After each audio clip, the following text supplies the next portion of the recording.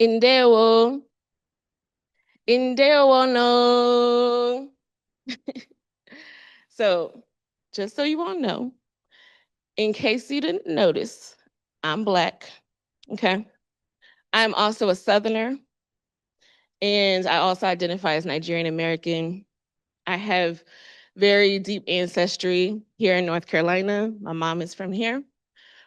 And that ancestry is comes from people that come from across the ocean, from the continent of Africa. I have Okenichi ancestry. I have Irish ancestry, Scots-Irish ancestry. And the majority of that ancestry on my mother's side is from right in this area that we are sitting. So it is very interesting to be able to continue to come home to the lands that many of my ancestors have walked. And in Dewo, it means hello. Hey, y'all. Okay. I have started to take Igbo language classes because I recognize that I have the privilege of being able to have access to I say mother tongue, but it's my father's tongue on my dad's side. And boy, has it been so beautiful to be able to say to you all today with relative confidence in my own Americana version, Ahambu, Bevlin, Afo, Olaka, Okwara Oka, Ekelegi, Ekelemgi. And like I said, it was very Americana. So if there are any native Igbo speakers, give me some feedback later. But what that means is, welcome. My name is Bevelyn Afo Olaka Okwara Oka. And I am greeting you. I am now greeting you. So just know this is our space, and we will be having a very beautiful conversation that acknowledges language and culture as a very beautiful way of connecting to build solidarity and to build community. I feel so blessed to be upstage. I'm coming, y'all. I told them I was gonna be top heavy in it.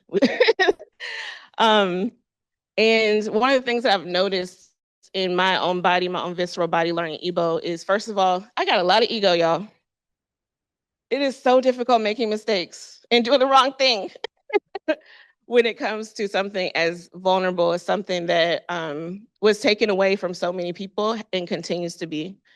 And so honoring language is such a powerful way of retention and acknowledgement. And the goal is not to be perfect about it, but to be present with ourselves and also to ask our egos, are you okay? What do you need, honey? Okay.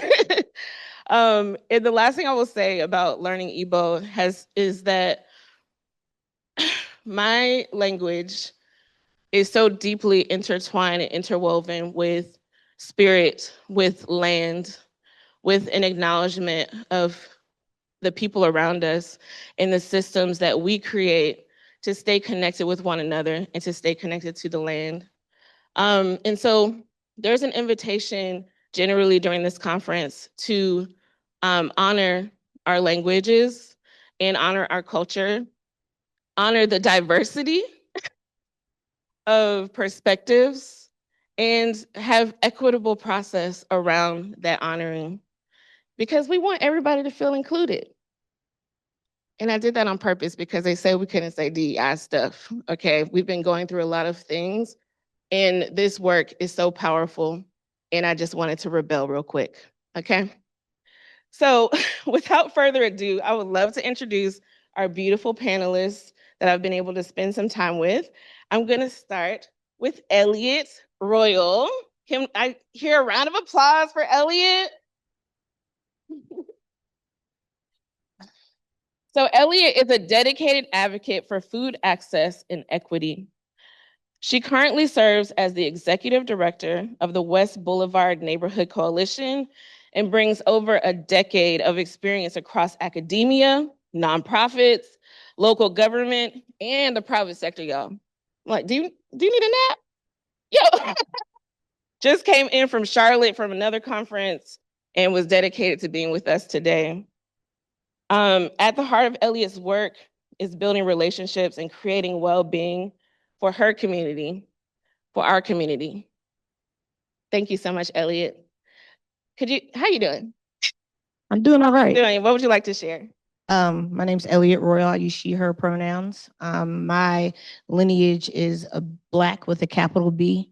I'm here standing on my ancestors' shoulders from Stark, Florida, Columbus, Georgia, and Southeast DC. So thank y'all for having me, and thank y'all for all being present today.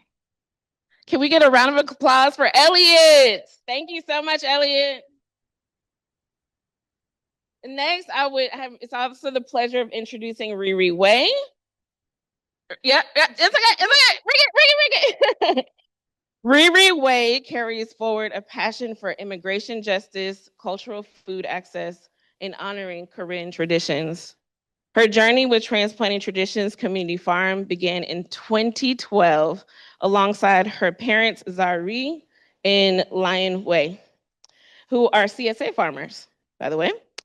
From the youth program coordinator from the youth who was leading that was my addition, to the youth program coordinator to now executive director, Riri Way has been steadfast in uplifting community voices and supporting ethnic groups from Burma, carrying forward traditions with vision and care. Hey, Riri, how are you doing? Hi, Bevelyn. Can y'all hear me in the back? Okay. I'm nervous. Yes, let them know. Very nervous. But I'm excited to be here. Excited to see all the faces here. So yeah, my name is Riri. I use she, her, hers. And I am a daughter of two amazing farmers who we fight a lot in the farm. And also, my ethnic background is Ganya or Karen, which is a tribe community that was forced to leave our land and our home countries. And just I want to think about the topic of our panel today and just a conversation for the rest. This is the only time you guys will hear me in 3 languages. So I just have something I want to share. I'm going to start in my native language, then Spanish, then to English. Okay, I'm going to try. So, thank you. Yitakudoma da yisibuba yilnebale ta sukotole yikateba dara nesukoga de pakale yipi yipu atapitama da tale awede tile baka pakagene keweda pohoko ta o baklo da patalu patala le copionela. Okay, Tilde, please correct me later.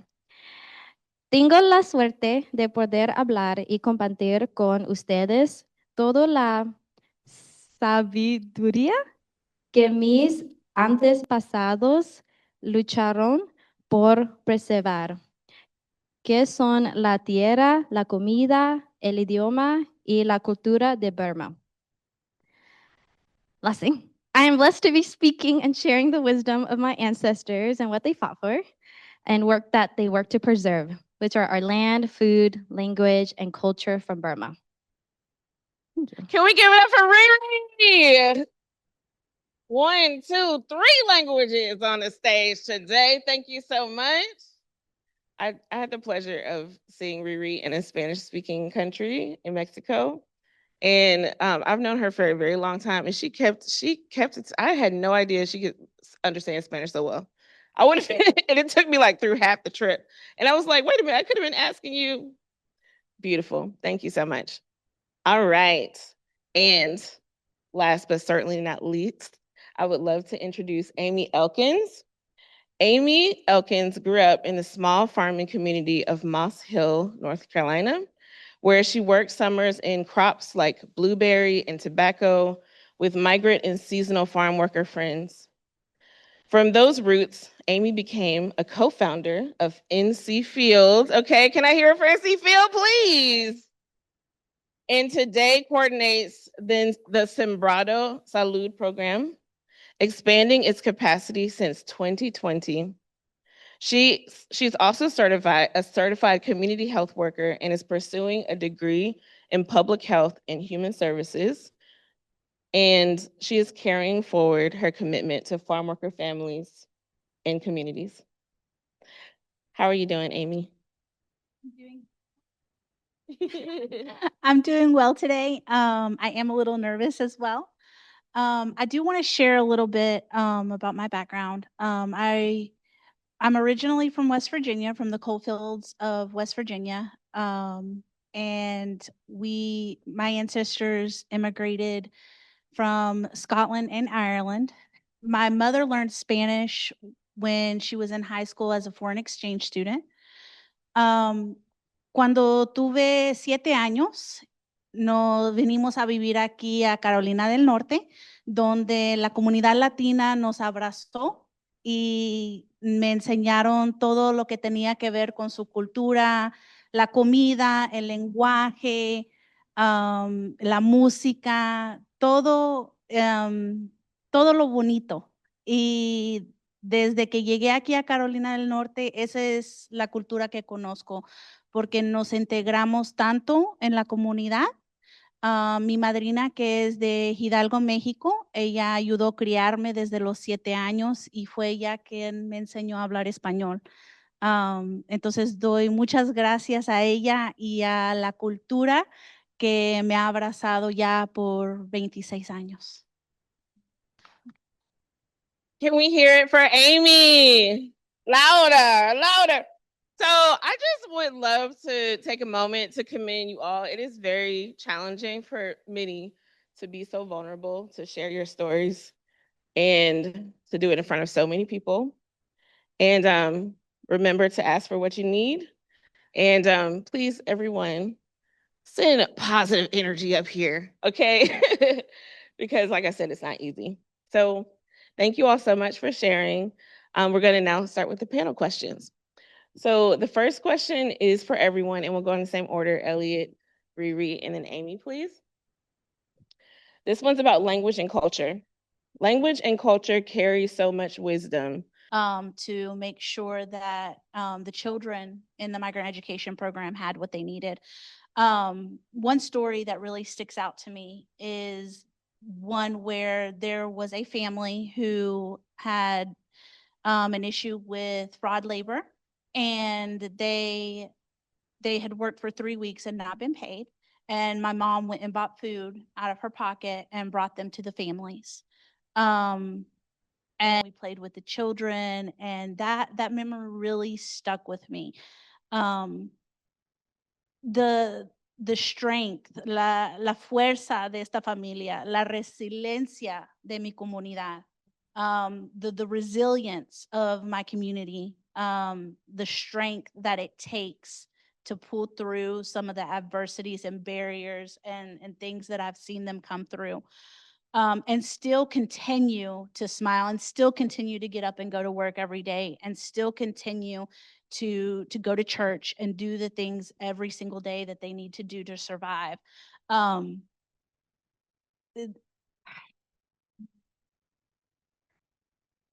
Reconocer que todos están unidos. La comunidad están siempre unidos y mi trabajo no es salvar a nadie. Es reforzar los sistemas de ayuda mutua. It is to realize that the community is united already, and my job is not to save anyone. It is to reforzar, to Be in solidarity. Reinforce, yes, to reinforce the mutual aid networks and to advocate for systemic change and to build, to help build community leadership in solidarity with the community.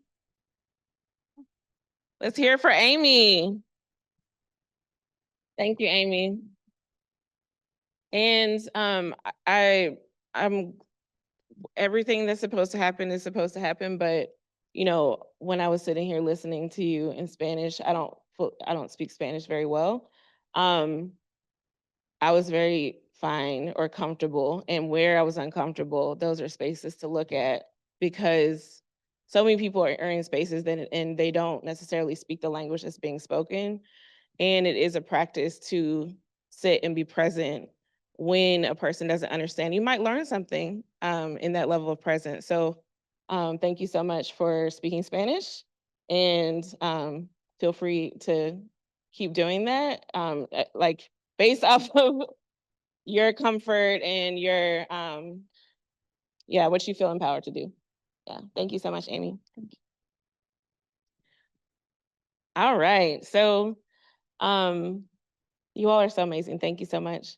I had the pleasure of participating in the shared gifting space that Community Food Strategies hosts. It's a part of the Solidarity Economies work that we've been doing for some years now. It's a very revolutionary way of making decisions around how it is that we share funds and share stories in the process. And some of y'all might have been there.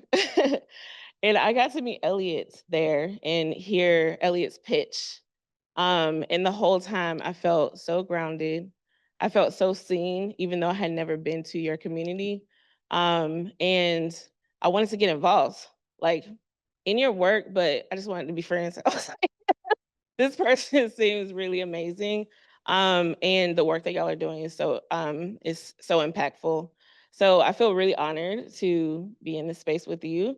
I got your number. I was going to call you, but the panel happened first. So here we are. And I wanted to ask you the question of that's connected to the theme of this panel, which is finding our strength in each other. So thank you for making me stronger through this pitch at minimum. Okay. What does that mean to you, finding our strength with each other? What does that mean to you in your work and in your community?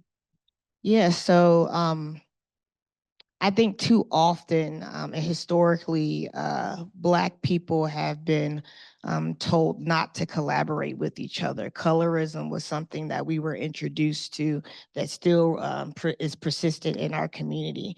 And I want us to all collaborate, right? So we're opening a food co-op, cooperatives, right? All these words begin with council, community, conglomerate, right? There's something that's all in that, and it's all grouping of people.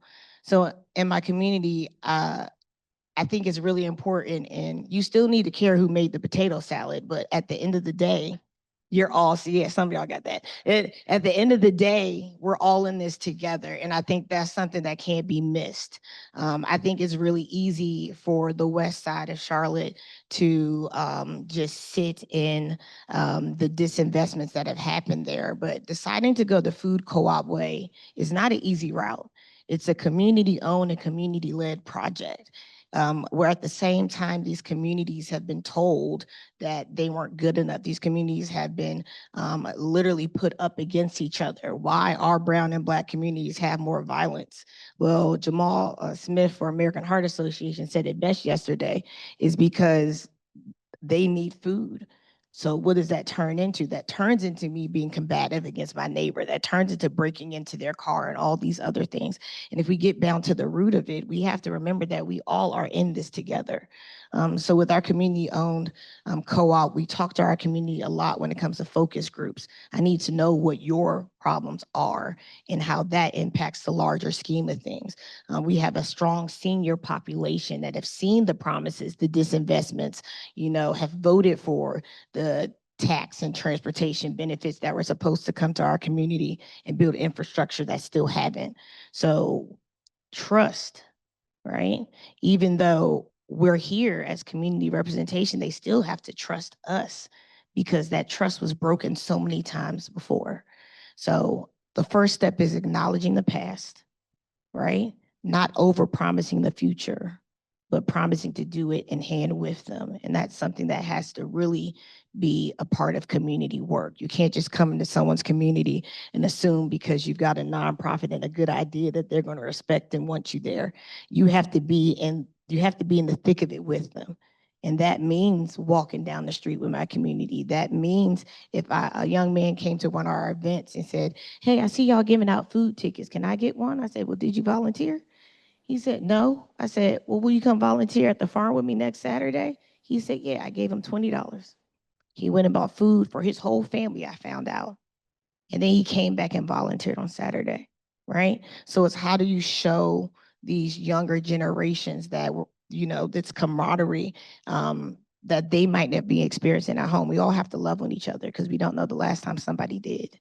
And I think that's what's important in community work. Yes, thank you so much. Love. And this vibe. Thank you so much. Collaboration, co-creation, community. I've heard, so I'm already seeing the threads between everyone. And Amy, your work is deeply collaborative, and you are the people that you're working with or that you serve. The word serve is an odd word. And founder of NC Field, huh?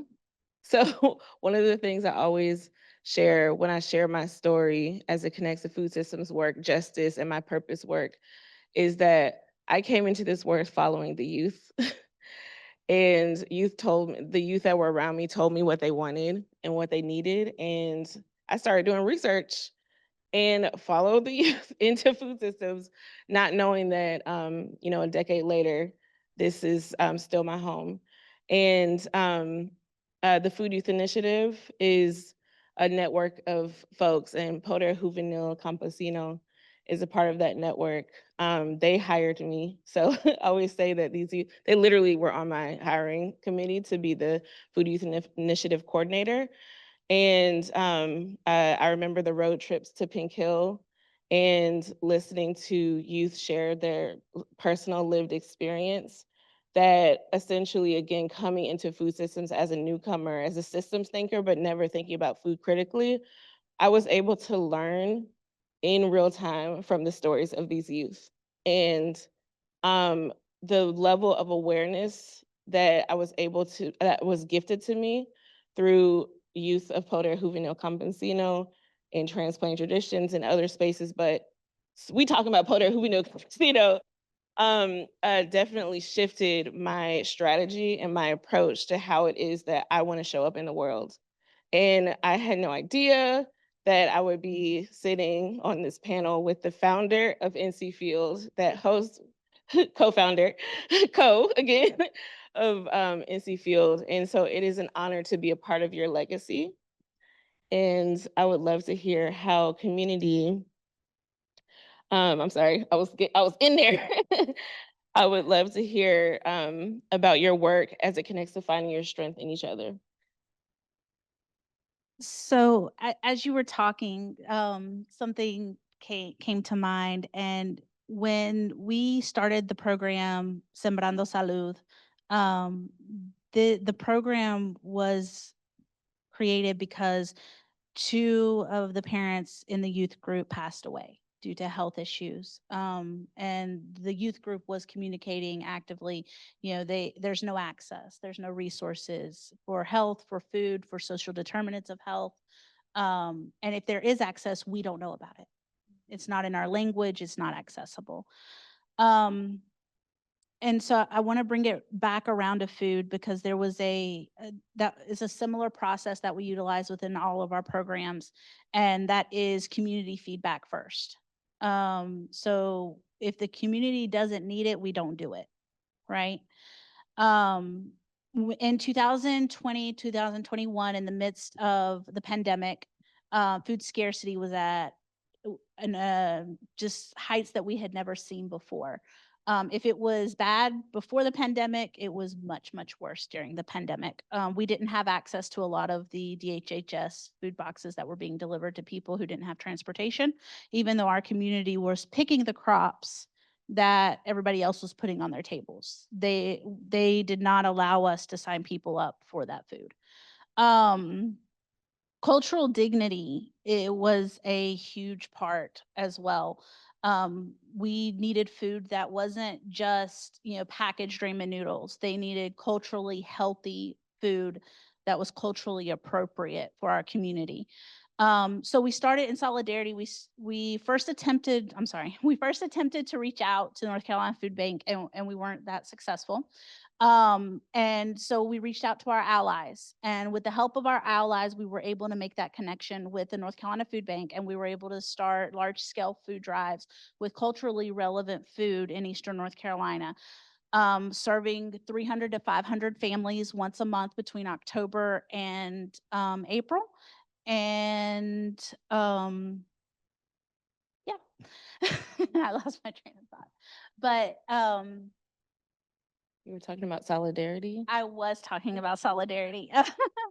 So the solidarity wasn't just within our allies, it's also within the community that we serve, because the community owns those food drives. They're the ones who come out and help us package and bag and hand out all the food. We could not do it without them. You know, I also want to mention around healthy food. 50% of the population right now that we're serving is diabetic and hypertensive. So we couldn't accept just any food that was going to make our community sicker. And Thank you so much. So I gave Amy Riri's question.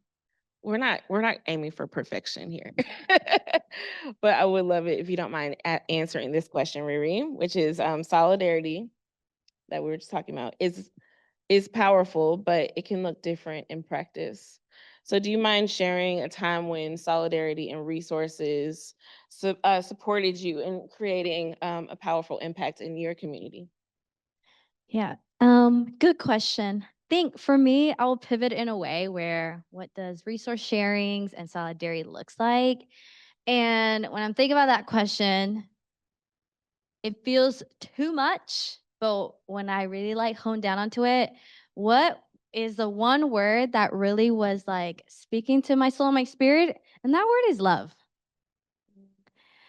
Yeah, love as a container in this work. And there are like a lot of individuals in these rooms that what does solidarity look like for me? I am speaking in present tense in 2025. And what I really needed this year to be able to do the food system work that I'm doing with Transplanting Traditions and all of our team is that it was really love that helps me carry through to be able to be here today. And that looks like from Bevelyn's tight hugs to Annette's checking up on me to Lashana's kissing me on my cheek to Mary saying, go home, rest, to transplanting staff from saying, it's okay, we understand. Thank you for being transparent about our situation, to reassurance me and my crazy sanity, what is it called? Like spiral. To some of the funders be like, hey, I want to be very transparent with you. With this federal freeze, we don't have money. I don't know how we're going to complete this like grant objectives. They're like, thank you for being transparent. And we get it. To almost everybody in this room, being able to just say that a lot of you all are older than me, and the names that I have said are y'all are older than me. And then I have realized that you elders have been a shield for me to be able to do this work, because being like a Gen Z, I can have so much high energy. But what do I do with that energy? Do I just explode and go the other way and say I quit? Or having you all to be able to like checking up on me and giving me grace and then sharing that love, that those are the resources that was really needed for us young leaders in the food system work to be able to feel like we are still in the right directions. We didn't ask for these external factors to happen to us, and it's been passed down to us. We are inheriting some of the problems, but there's always going to be people to be a shield for us. And you all have been a shield for me to be able to do this work. And then that has an effect on the way how I show up into the community and putting on a brave face. But some days those are brave faces where I am not shielding, I am not like hiding any emotions, coming off to be really raw about it. And then the sense like what does abundance looks like and networking and sharing of resources is the level of like transparency is like we are here, we can do this work, but we have limited resources to really be there for you. And this year it feels good to be able to say that to partners. Thank you for all of your emails and wanted to partners, but we really cannot given our situation. But we can do it in these ways. This is what the future looks like for us, and this is what we want to do. We cannot go into grant applications with you, or we can't do this with you, but we can do this in other ways. We can provide, what is that thing called? Like mentoring to you. We can provide like technical assistance in these ways. And the last thing is how I'm finding strength in each other is like from love to then translating that to like families and chosen family. And how do we do this work and thinking about that like we all are in a spider web, but we all are connected to each other. And how can we lean on each other and be transparent about how we can show up and where we cannot show up and just setting that container. Yes, go ahead. I'm so glad you mentioned grace and love because we need more of that today. You know, even when we had our prep call and we were asked like how we're all doing, and we're like, man, is 2025 over yet? Like it's just been like this water hose of like experiences, and it doesn't matter what nonprofit sector you're in, or it doesn't matter what industry you're in, there's an impact, right? It doesn't, both sides of the aisle are getting slapped left and right. And I think that we have to be reminded of the humanity and the kindness that we all were born with, and how that shows up, right? It is being able to have that transparent conversation with a funder or a partner that multiple people had funding shifted, and who knows when that is going to come to an end or not. But what we haven't done well before this was being transparent and bringing the human in, is because we always were told to separate those two things. But the moment that you show up with your human, I bet you'll get some human in return. So love and grace, I completely agree with you. And we just have to remember that kindness is what we all need and we all deserve. Beautiful. Thank you. Thank you so much. Love. Some people, and especially in workspaces, treat that like it's a bad word, you know? And thank you for humanizing, thank you both for humanizing our ecosystem and the fact that we are so deeply connected. And what connects us is the love. And also, sometimes there's no way that any one person, one organization, one space can do everything. And so this piece around capacity, the point is not for any one space to do everything. The point is to share responsibility, share resources, and share that love.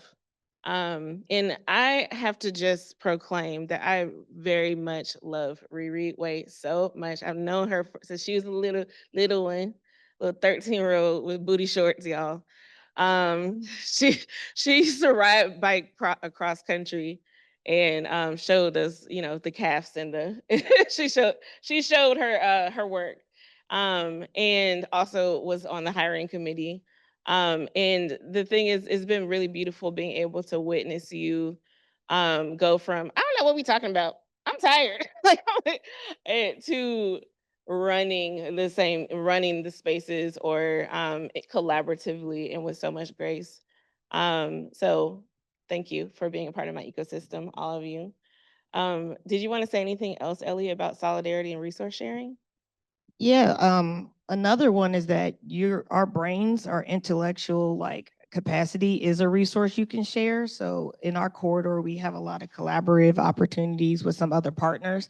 We can sit and have a think tank, right? right? How do I help you get this grant? Can I review this grant for you? Especially if it's one that I'm not going after, because grants are going to get more and more competitive. So a shared resource might be a team member of yours that you can lend a more lean organization. I think that we have to realize that if our geography needs to succeed, how do we all help succeed together? So we have a partner down the street from us called Renaissance West Community Initiative. It used to be Boulevard Homes, and they have a like holistic community approach to affordable housing and cradle to career development pathways. They help their residents get their GEDs. You know, they have a Girl Scout troop that I can't wait to hang out with later on this year. But what I realized and what we were talking about is like, you're in our corridor, and just because the format of your program was create a ecosystem community doesn't mean that you can provide all of your residents' needs without each other. When we build our food co-op, that will be for your residents, right? So we even had focus group conversations with them about what they would want. You know, when we're going to have 40 plus jobs, we're going to go right to that community and right to our residents to help fill those 40 jobs. So it's really like letting down your hair and realizing that if we want to change the life expectancies and the social determinants of health of our residents, it's going to take all of us, and it's going to take all of our nonprofits, it's going to take all of our churches and all of our schools. And we try to be a pivotal point of communication and channel for that, because I think too often we're put into silos and not encouraged to collaborate. But imagine if all three of these organizations were a grant, our odds of receiving it are better than us all three going after it individually. And I think we have to change that mindset, that we're all resources to each other. Beautiful. Thank you. Let's break those silos. Okay. Thank you so much. In Divide and Conquer, it is a very powerful strategy. And being in the nonprofit world, if you're in the nonprofit world, it's having to be in competition with one another around funding, and in other ways it's avoidable. Let's work on that, y'all. Okay. Thank you so much. So we're going to move on to our final question for this. And I am going to ask you, Amy, as systems shift and dismantle around us, how are you and your communities leaning on each other to remain strong and to remain creative? I think the first thing that we did was we kind of freaked out, right? Yeah. I think all of us did at some point. And then, you know, we regrouped and we're like, okay, we have to go back to the community and figure out what they want us to do, right? Because a lot of times when you're in that fear space, right, you don't want to make those decisions, right? You want to wait, you want to talk to the community and figure out exactly what they need. So that's what we did. And they told us not to stop until it was on the ground affecting them in the moment. And so that's what we're doing. And then from there, we pulled in the leadership group, the community leadership group, and as well as some of the other members within the community. And we asked them what they needed from us in that moment and as we move forward. And some of those responses were, we need mental health. We need, support groups. We need, power of attorneys. We need to know what our rights are at this time, right? And so that's where we have put our focus, some and for the moment, and making sure that we're making those collaborations and making sure that they're able to access those resources, because like they said, we can't do everything, right? We can't do the power of attorney, we can't do those things. So we're making sure that we're collaborating with other organizations to bring those services to the community. And I think just going off of something they were saying, creative grant writing, and going back to our funders and the fact that they're being so understanding and so comprehensive of the situation has been very helpful, and definitely a breath of fresh air in the environment that we're in currently. And just the leadership group working with food projects, gardening projects, making sure that they, like I said, know their rights, understand, what's going on. And then rooting a community to feel strong and make sure that they feel empowered and that they lead the change. So just making sure that we get that feedback from them. Beautiful feedback. How many of y'all feel like y'all are really good at giving feedback? Okay. Like 2, 3 people. Okay. We're going to work on that together. What about receiving feedback? How do you, ooh, y'all are good at it? Oh, nice. All right. We're going to test that out later. Okay. Asking the communities that we're working with and the communities that we're in questions about what their needs are is absolutely essential. And how that's done is also really important. And that's something that I think is so important to explore. Recognizing that it's not a matter of doing a research project. That's one of my biases. Like, how many times we're going to go into the same into another community and ask for vulnerable information, and what is that information being used for? And it is the abundance that comes from that information actually benefiting the communities that are sharing? And it's very clear that this is not an extractive process, that at least from my biased lens, that this is that you live and dream in a space with community, and make sure that that feedback is constant and ongoing and reciprocal. So thank you for sharing that really important piece. And giving and receiving feedback is really, really challenging. The other thing I wanted to just point out from what you said is the acknowledgement, like what you were saying, Riri, also Elliot, about we can't do everything. And so collaboration across the board. I don't know. I just feel very nourished by everything, all these things that are coming out. So thank you again for your work, Amy. All right, so you're the last person before we move on to opening up to everyone else. Would you like to answer that question as well, Riri, about system shift and leaning on your community to become more strong and creative? Yeah. This question is a very hard one to answer, but is a very easy one to answer too on like different levels. Doing system change work is hard. It's not something that we will reach within 2 years during a grant cycle. What did you say? Doing system work is not something we will like get done in 2 years. Okay, we heard this, right? Okay. Be nice to yourselves, okay? Thank you. And so, what does that look like being a community led and a participatory organization that really works in collaboration with our community? We are doing system change work within our circle already, and at times, sometimes folks don't see the work that we're doing. We are already doing system change work. We are nurturing the land. We are reclaiming land trust land to be used for food and agriculture purposes to recreate home. We are changing the narrative of the immigrant and refugee in the food system. And we are doing all those works and like making sure the community that we're serving are being fed, are receiving the educations. That multiplies in ways that sometime when people think about doing system change work, is that like we have to do policy work, we have to do advocacy, we have to go out to the White House, or like we have to go out and like do representation work.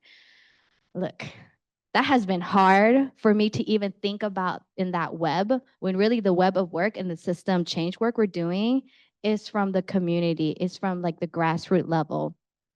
And this year, it has been where I have to change my mindset a lot when I think about that the work I'm doing, I am already doing system food work with my community and with my team.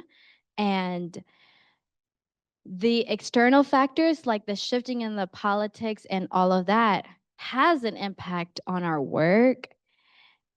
And today I have a very awesome team where they're willing to have these hard conversations with our community, saying that this is our barriers. We cannot grow as an organization if we continue doing this cycle we have to get a little bit uncomfortable so that for us to unlock these barriers, being really transparent and like being vulnerable to them.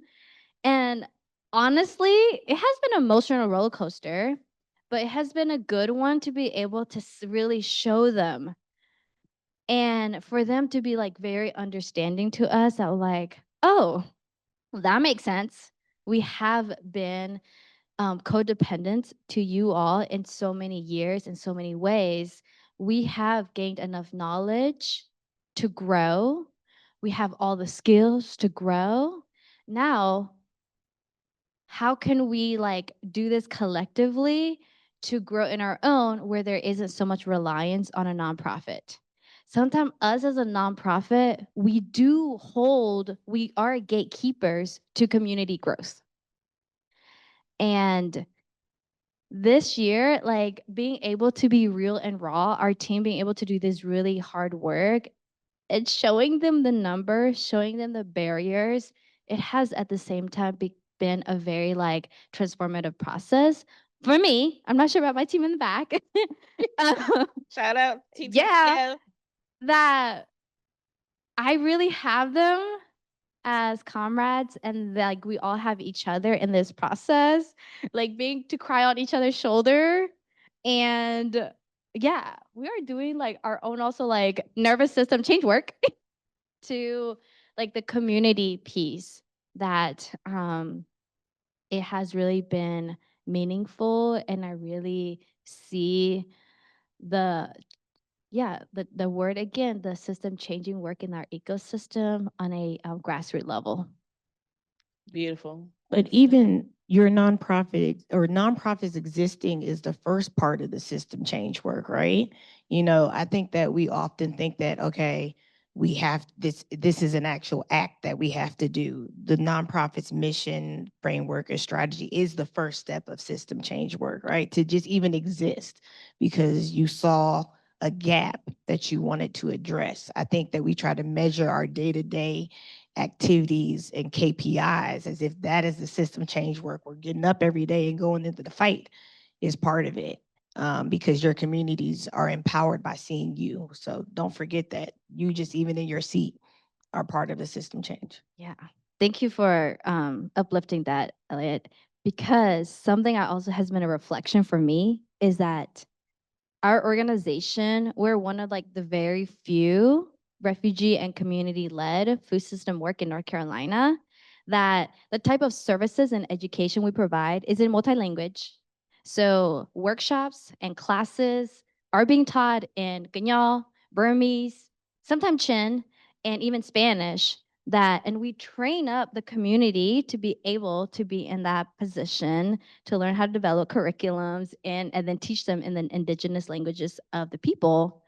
And I feel like had it not been us, Right. You still have organizations that are government funded that don't offer that many language, language translation options where they know the demographics of your community and they still haven't translated things in your health department and other services that meet the community's needs. So you are the system change, right? Yeah. And that'll put pressure on these other systems that just keep perpetuating, right? We have all this CDC, we have all this demographic data, but when's the last time you've seen something outside of Spanish or English in your health department's lobby? Yeah. Right? So how are they really wanting this to be welcoming to refugees and immigrants if you're not adapting any language? You spoke 3 languages today, right? Keep it up. I just want to say thank you for saying that because I think a lot of times we do forget that systemic change does start at the bottom. You know, successful systemic change starts with the community. Nothing without the community, for the community, or by the community. And we say that a lot. So thank you. Beautiful. Yes. I've been taking teaching and also taking permaculture courses. And there's this idea of zone zero. Like if you're doing a design, that's the space that most people spend most of their time. We also, within our racial equity work, talk about organizing mind, which is a strategy on identifying where we have the most influence and the strongest relationships, and starting there in our work. And so I'm just coming back to what you were saying earlier about, I was hearing reform, one of the R's, reform with the policy work. I mean, going to Washington and to the White House, if that's you got the energy for that, kudos to you. And also there are 3 other R's that we can be working on a ground level, but I would even say on a central level. And another thing I heard I just want to point out before we move on to opening it up is I hear you talking about your nervous system and your emotional capacity. We are human beings, and it is really, really important for us to acknowledge our humanity and our capacity and to be able to support each other in that. And when our nervous systems are out of whack, we start doing stuff that might be outside of our values. When our nervous system is out of whack, we might start sending text messages, or maybe pouring a drink, or maybe not sleeping well enough, doing things that are self-sabotaging ourselves and our mission.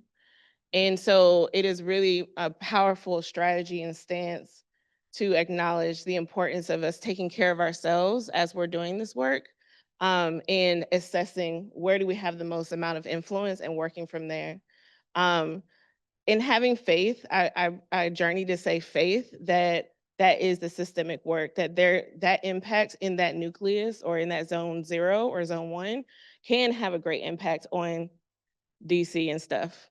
So thank you all so much for speaking to solidarity and strategy. We're going to hear y'all talk some more, but we're going to pass it to Allie, who's going to ask a few questions. Can we get a round of applause for Allie?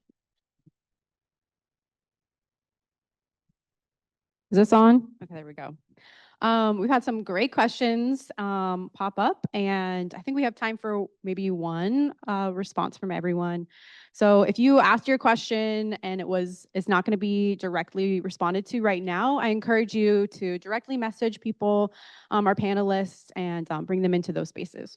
So the question is, how many communities, particularly those from marginalized backgrounds, have historically been pitted against one another, which can create challenges for collective action? In your experience, how can different culture and minority groups come together authentically to build transformational communities and advance food justice? Maybe we can hear from all 3 of you, and can we start with Amy and then work our way through Riri and Elliot? Can you repeat it? Did one y'all more get that? time? Okay. Yeah, sorry. Okay. So many communities, particularly those from marginalized backgrounds, have historically been pitted against one another, which can create challenges for collective action. In your experiences, how can different cultural and minority groups come together authentically to build transformational communities and advance food justice? Or if someone has like something coming up, rising up from you, like we'll just let you all speak. When I think about that question, yeah, I think about that question a lot. And at times it's like, it's very hard. How do we like collaborate or like do work together? It's like, how can we all be like a team? But really something I have learned and like in my observations being in partnerships with like so many organizations and then like collaborating and like learning and networking with different BIPOC organizations is that this is where I am now. It's like, we don't need to be best buddies and collaborating so much. How can I uplift your work without having to like, oh, let's partner for a grant together. Let's try to meet this and this and that. What is your need? What is my need? What is our community need? And how can we be of a resource? Like just being in solidarity with each other and uplifting each other up. Because we are the experts in the work that we do, I cannot go in and say, hey, I want to do this. I think your community would benefit from this thing. Let's do it together. But really, no, it might be something else that you truly don't need. So in answering that question, yes, it's been like historically, we have been put together to like, you know, go against each other. But I think we can learn that like we are uplifting our community And we can continue doing this sometimes like in silo, while also like being a support system for one another. And that's why earlier when I named like finding strength in each other's, I don't need to be going like telling Belen how to do her job, but she's there supporting me when I really need that support and that emotional support and that like also like leadership and like capacity building. Like she's there when I need it. And she's able to continue to be successful in her job, and I am continue to be successful in my job. Does that make sense? Thank you, Riri. Making me blush. Amy? Something I really enjoyed going to is the North Carolina Environmental Justice Network, because those summits, because they bring so many different cultures and rooms together into one, and then they get us talking, and we have so many differences a lot of times that set us apart, but in reality we're all fighting one thing. We're fighting injustice, right? And so I think, in my heart, that together we are stronger. And I completely I agree with Riri about respecting boundaries, and I can't go in and tell you what your community needs. That respect always has to be there. But I think finding common ground, and uniting on a purpose is something that would make all of us unstoppable.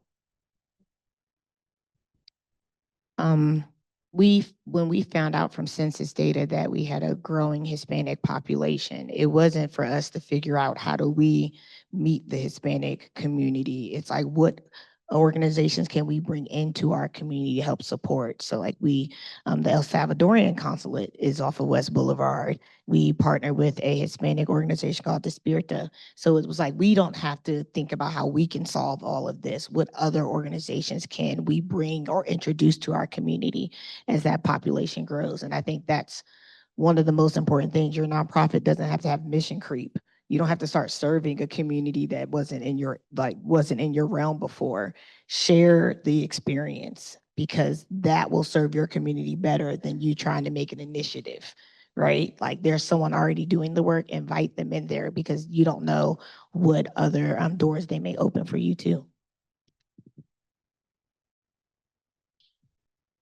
Back to me? Aw. Okay.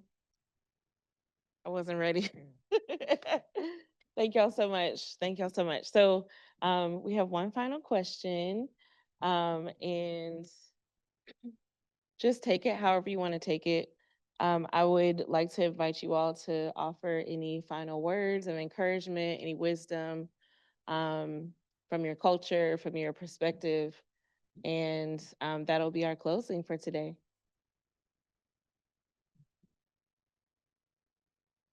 Encourage your community to vote. A lot of barriers that are impacted locally, hold your city and county governments accountable to what they stand on.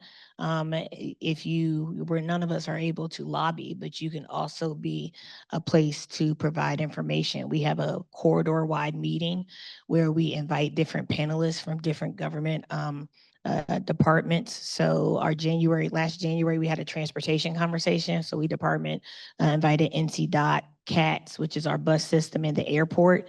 And we had the biggest attendance at that meeting, because these community members had never had that much access to the people who were making infrastructure decisions about their community.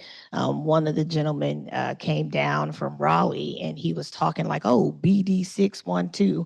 And the community was like, what number is that? It was the road that we actually were on, right? So it's one of those things where this community didn't even realize that a project was about to come to our corridor. So create spaces where, if your community is having questions about things that are part of the city and county's responsibility, collaborate and create the space for those individuals to come answer those questions for them, because that is how we empower our democratic ability to vote.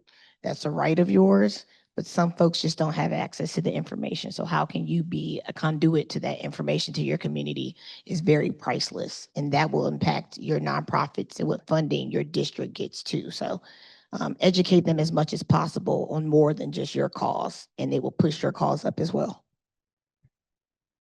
Whoop, whoop. Thank you, Elliot. For me, it will be a silly one, but something I am like leaning into it and is opening is, as a Gen Z, I am trying my very best to have grace for other Gen Zers. And that is like, how can we be creative? Like, be creative and trusting the creative process. Like, it's something I'm learning this year and I'm trying. It's like, okay, there's this way. Maybe there's like 5 other avenues. Let's try all 5 avenues and get creative in the process. Because you don't know what the future holds. As the theme of this conference, like what does the future holds? And it comes from us getting creative, us getting dirty, us like, yeah, and colorful in the process. Beautiful. Thank you, Riri.